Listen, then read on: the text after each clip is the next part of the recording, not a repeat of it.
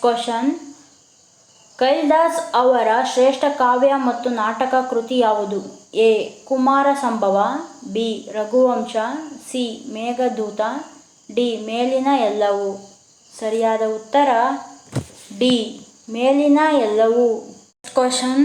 ಇದರ ಪರಿಣಾಮವಾಗಿ 5ನೇ ಶತಮಾನದ ಎ.ಡಿ.ಯಲ್ಲಿ ಗುಪ್ತ ಸಾಮ್ರಾಜ್ಯವು ಅವನತಿ ಹೊಂದಿತು. ಎ. ಚಾಲುಕ್ಯರ ದಾಳಿ, ಬಿ. ಗ್ರೀಕ್ ಆಕ್ರಮಣ, ಸಿ. ಅವಳ ಆಕ್ರಮಣ, ಡಿ. ಪಲ್ಲವರ ದಾಳಿ. ಸರಿಯಾದ ಉತ್ತರ ಸಿ. ಅವಳ ಆಕ್ರಮಣ. ಕ್ವಶನ್. ಕೆಳಗಿನ ಗುಪ್ತ ದೊರೆಗಳಲ್ಲಿ ಯಾರು ಹೊನರ ಆಕ್ರಮಣವನ್ನು ಎದುರಿಸಿದರು? ಎ.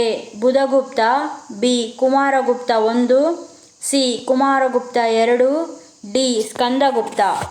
ಸರಿಯಾದ ಉತ್ತರ ಡಿ. ಸ್ಕಂದಗುಪ್ತ. Next question. ಉಪನಿಷತ್ತುಗಳು ಪುಸ್ತಕಗಳಾಗಿವೆ. ಎ. ರಾಜಕೀಯ, ಬಿ. ತತ್ವಶಾಸ್ತ್ರ, ಸಿ. ಔಷಧಿ, ಡಿ. ಸಾಮಾಜಿಕ ಜೀವನ.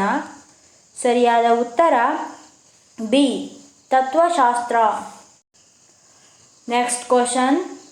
ಯಾವ ಪ್ರಾಚೀನ ಸಾಹಿತ್ಯವು ನೈತಿಕತೆ ಮತ್ತು ಜ್ಞಾನದ ಅಮೂಲ್ಯವಾದ ನಿಧಿಯನ್ನು ಹೊಂದಿರುವ ಸಣ್ಣ ಕಥೆಗಳನ್ನು ಒಳಗೊಂಡಿದೆ? A. Panchatantra, B. Hitopadesha, C. Mahabharata, D. ಮೇಲಿನ ಯಾವುದೂ ಅಲ್ಲ.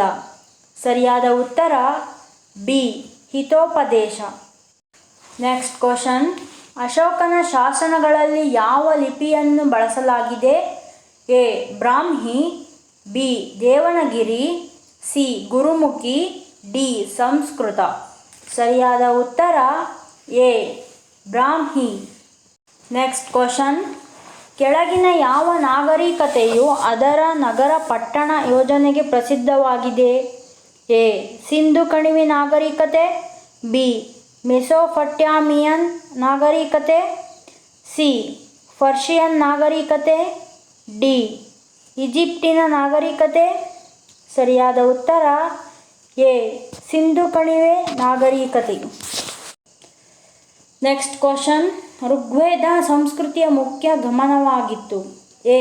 ಇಂಡೋ ಗಂಗಾ ಕಣಿವೆ, ಬಿ. ಪಂಜಾಬ್ ಮತ್ತು ದೆಹಲಿ ಪ್ರದೇಶ, ಸಿ. ಸಿಂಧೂ ಕಣಿವೆ, ಡಿ. ಸ್ವಾತ್ ಮತ್ತು ಸಿಂಧೂ ನಡುವಿನ ಪ್ರದೇಶ. ಸರಿಯಾದ ಉತ್ತರ ಸಿ. ಸಿಂಧೂ ಕಣಿವೆ. Next question. ಕೆಳಗಿನ ಯಾವ ಸಾಹಿತ್ಯವನ್ನು ಅಪೌರುಷೇಯ ಎಂದು ಕರೆಯಲಾಗುತ್ತದೆ? ಎ. ವೇದಗಳು, ಬಿ. ಬ್ರಾಹ್ಮಣ, ಸಿ. ಉಪನಿಷತ್, ಡಿ. ಅರಣ್ಯಕ್. ಸರಿಯಾದ ಉತ್ತರ ಎ. ವೇದಗಳು.